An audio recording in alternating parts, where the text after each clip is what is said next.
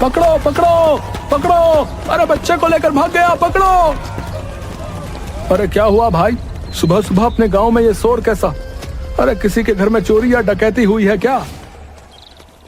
नहीं भाई, ध्यान से सुनो, लोग ढोल नगाड़े पीट रहे हैं, शायद कोई जंगली जानवर हो। पंडित ज्ञानचंद उधर से ही आ रहा है, आओ उसी से पूछते हैं।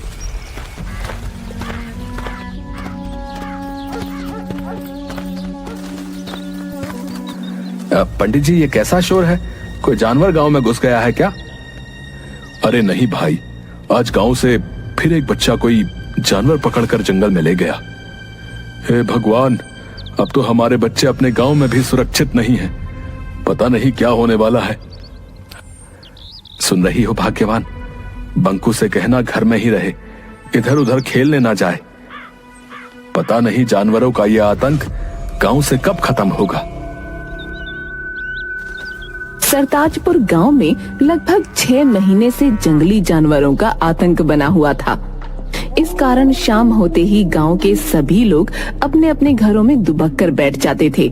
कोई भी नहीं जानता था कि कौन जानवर ऐसा कर रहा है।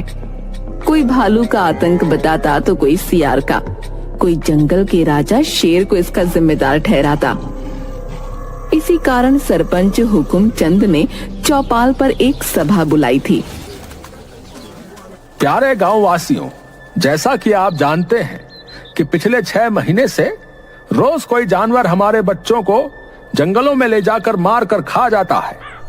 हम उसी पर चर्चा के लिए आज यहाँ पर एकत्रित हुए हैं।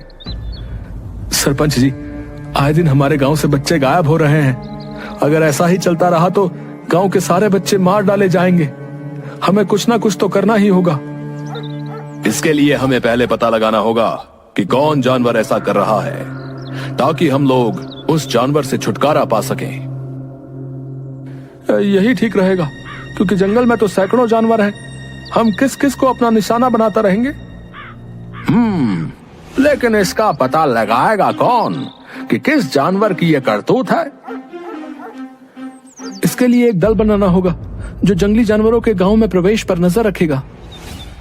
हाँ, यह ठीक रहेगा। मैं और कल्लू बाबा दोनों मिलकर रात में पहरा देंगे और पता लगाएंगे कि कौन सा जानवर हमारे बच्चों को गायब कर रहा है। तो ठीक है, फिर अगर तुम दोनों पता कर बता देते हो तो तुम्हें गांव की तरफ से 100 स्वर्ण मुद्राएं मिलेंगी, ठीक है? मरेगा, एक दिन सब मरेगा। ए बगले, चल भाग यहां से। जब से हमारे शमशान में रहने आया है, तब से ही पूरा गांव समस्याओं से घिरा है। भोगा एक अजीब सा डरावना व्यक्ति था, जो पिछले 6 महीने से शमशान में आकर रहने लगा था। कई बार शमशान के कुत्तों को मारकर खाते हुए देखा गया था। कुछ लोग इसे औघर बताते थे। कल्लू बाबा और जग्गी रात में गांव के बाहर पेड़ के मचान पर चढ़कर पहरा दे रहे थे। तभी सुबह करीब 4 बजे जंगल की ओर से कुछ खरखराहट की आवाज आती है। कल्लू बाबा, झाड़ियों के झुरमुट से कुछ आवाज आ रही है, चलो चलकर देखते हैं। हाँ चलो, तुम आगे चलो, मैं पीछे से देखता रहूंगा, ताकि पीछे से कोई जानवर तुम पर हमला नहीं कर सके। अरे कल्लू बाबा, तुम तो बाबा हो, भूत पिशाच को तो तुम अपने झोले में रखते हो। तुम आगे चलो ना, मैं तुम्हारे पीछे रहूंगा। ठीक है, लेकिन तुम पीछे मजबूती से डंडे पकड़े रहना। जैसे ही कोई आहट हो, सतर्क हो जाना। चलो आओ मेरे पीछे।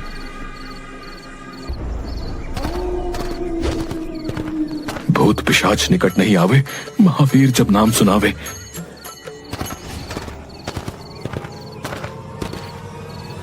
तभी जग्गी के पैरों में कुछ लताएं उलझ जाती हैं, जिन्हें निकालने के लिए जग्गी कल्लू बाबा के कंधे पर हाथ रख रोकता है। कल्लू बाबा को लगता है कि कोई भूत उसे पकड़ रहा है। वो चिल्लाते हुए भागने लगते हैं।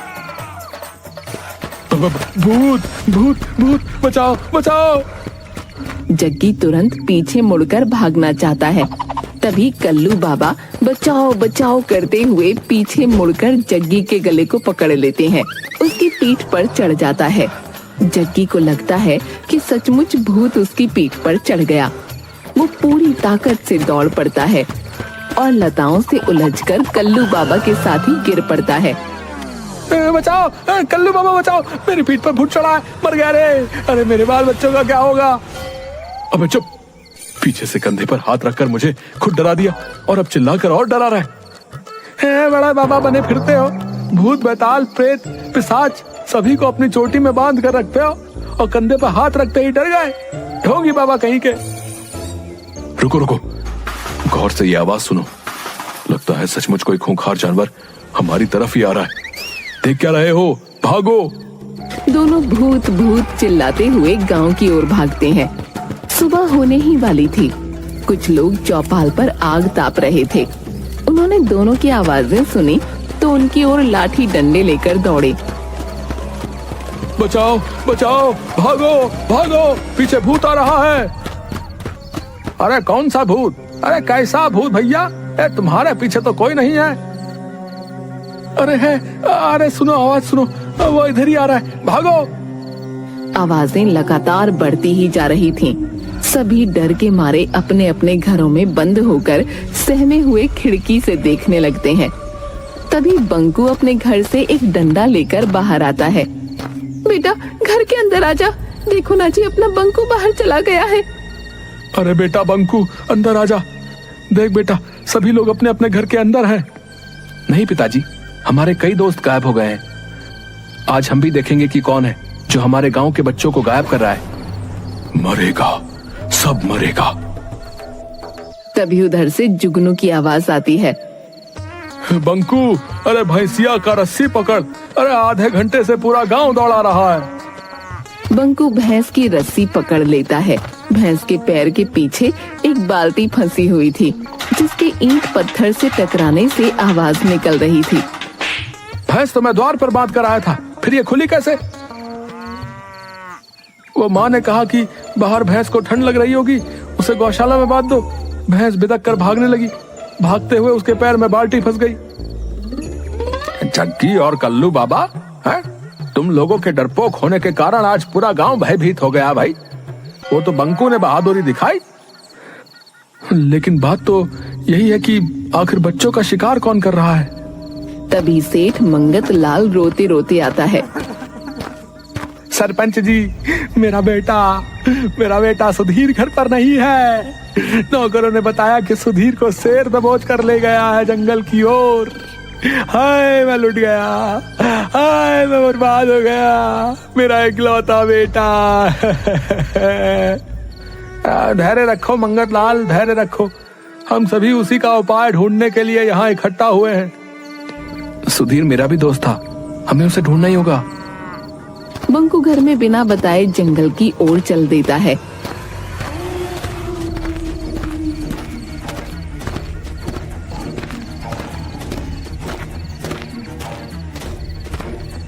एक नदी किनारे रुककर बंकू पानी पीने लगता है।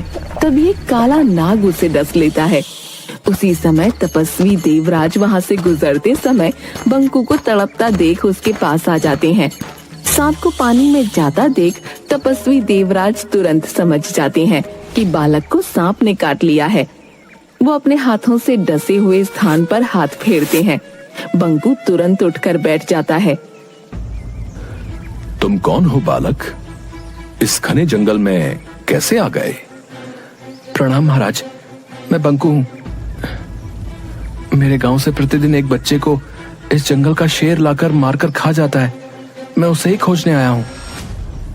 तुम्हारे इस नेक कार्य से मैं प्रसन्न हुआ। जाओ, मेरा आशीर्वाद है कि कोई भी तुम्हें मार नहीं सकता। जानवर के सामने तुम में उससे 10 गुना शक्ति आ जाएगी। बंकू वहां से चलकर शेर की गुफा के सामने उसके गांव के बच्चों का बहुत सा कपड़ा पड़ा दिखाई देता है। वो जोर से चिल्लाता है, बच्चों का शिकार कर खाने वाले कायर शेर, बाहर निकल। दम है तो मुझसे मुकाबला करके दिखा। अबे पिद्दी बालक, भाग जा यहाँ से। शायद तू मुझे नहीं जानता। मैं कायर नहीं, मैं जंगल का राजा शेर हूँ। जा, इस गलती के लिए मैं तुझे माफ करता हूँ। जा अपने गांव लौट जा। अच्छा, तो अभी भी बड़ी बड़ी बातें निकल रही हैं। क्या राजा का यही काम है कि निरीह बच्चों को चुपके से उठाकर ले आए और उसे खा जाए? एक बार कह दिया ना कि मैं ऐसे कायरों वाले काम नहीं करता। शायद तुझे तुम्हारी मौत यहां खींच कर लाई है। क्यों? एक बालक के सामने अपने कुकर्मों को बताते हुए शर्म आ रही है? बस बहुत हो गया, अब मैं और बर्दाश्त नहीं कर सकता। शेर छलांग मारकर बंकू को दबोच लेता है। दोनों में गुत्थम गुत्था हो जाती है, लेकिन कुछ ही पलों में बाजी पलट जाती है। तपस्वी देवराज के दिए हुए वरदान की वजह से बंकू शेर से जीत जाता है। कौन हो तुम बहादुर बालक, और मुझ पर ऐसा इल्जाम क्यों लगा रहे हो? मैं सरताजपुर में रहता हूँ, जहाँ से तुम कल भी मेरे दोस्त सुधीर को दबोच कर ले आए हो, जिसका प्रमाण तुम्हारी गुफा के सामने पड़े कपड़े हैं। हाँ, इसको तो मैंने भी देखा है, पर ज्यादा ध्यान नहीं दिया। शेर तुरंत अपने गुप्तचर सियार को बुलाता है। गुप्तचर सियार, पता करो कि कौन मेरी गुफा के आगे ऐसी घटिया काम करके कपड़े फेंकता है। महाराज, ये काम किसी आदमी का है। देखिए, कोई कपड़ा फटा हुआ नहीं है, सभी कपड़े सही सलामत खोले गए हैं। जबकि अगर जानवर करता तो कपड़ों के चीथड़े होते। देख लिया, कोई हम जानवरों को फंसाने के लिए ऐसा काम कर रहा है। ठीक है, लेकिन आखिर ऐसी घिनौनी हरकत कौन कर रहा है? मैं सामने पेड़ पर से आज रात नजर रखूंगा। रात भर बंकू मचान पर जगा रहता है, लेकिन वहाँ कोई नहीं आता। करीब 4 बजे उसे नींद लग जाती है और वो सो जाता है। तभी चिड़िया की आवाज सुनकर बंकू जग जाता है। वो देखता है कि कंबल ओढ़े हुए एक आदमी सुधीर के कपड़ों को शेर की गुफा के आगे फेंक रहा है। बंकू मचान से उतरकर उस आदमी को पकड़ लेता है। भौंकता कहाँ है? जरा अपना चेहरा तो दिखा। भोगा, तुम तो गांव के सारे बच्चे तुम ही गायब कर रहे हो। मरेगा, सब मरेगा। अब कोई नहीं मरेगा, अब बस तू ही मरेगा। इतना कहकर बंकू जोर से भोगा के पेट में मुक्का मारता है, लेकिन भोगा को कुछ नहीं होता।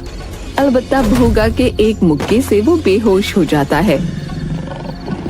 समय पर शेर के आ जाने से भोगा वहाँ से भाग जाता है। उठो बालक। वो कहाँ गया? वो तो भाग गया। बंकू तपस्वी देवराज की कुटिया पर जाकर, प्रणाम महाराज। आदमखोर शेर को मार डाला तुमने? नहीं महाराज, आदमखोर शेर नहीं, आदमखोर शमशान में रहने वाला भोगा है। लेकिन आपके वरदान ने उस पर क्यों काम नहीं किया? मैंने वरदान दिया था कि जानवर के सामने तुम में उससे 10 गुना शक्ति आ जाएगी। ये आदमी पर लागू नहीं होता। उस भोगा में तो बहुत शक्ति है, उसे परास्त करना मुश्किल है। भोगा ने एक ऋषि को खाने में मांस दे दिया था। तब ऋषि ने उसे शमशान का मांस खाने का श्राप दे दिया था। उसको मारने का क्या उपाय है महाराज? वो सिर्फ बेल के पेड़ की लकड़ी से बने औजार से ही मर सकता है। लेकिन उसे मारने के तुरंत बाद 200 गज उसकी परिधि से बाहर निकलना होगा, नहीं तो सामने वाला भी मर जाएगा। बंकू बेल के पेड़ की लकड़ी को नुकीला करके भाला बना लेता है और चीते पर बैठ शमशान पहुंच जाता है।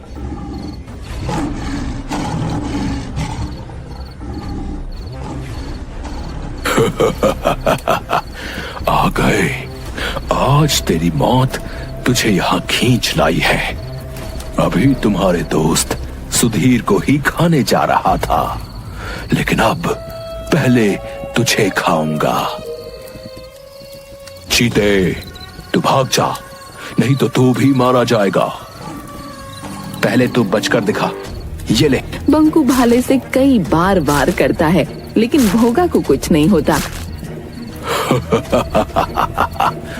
बालक, हो गई हसरत पूरी। अब तू तू मेरा शिकार बनेगा। तभी अचानक तपस्वी देवराज वहां प्रकट होते हैं। बंकू, भाले को उसकी नाभि में मारो। बंकू जैसे ही भोगा की नाभि में भाला मारता है, एक विस्फोट होता है। बंकू तुरंत चीते पर बैठकर 200 गज दूर हट जाता है। भोगा का शरीर वहीं भस्म हो जाता है। बंकू को सुधीर के साथ आते हुए देखकर गांव वाले खुशी से उछल पड़ते हैं। सेठ मंगत लाल और सरपंच हुकुम सिंह बंकू को इस कार्य के लिए 500 स्वर्ण मुद्राएं देते हैं।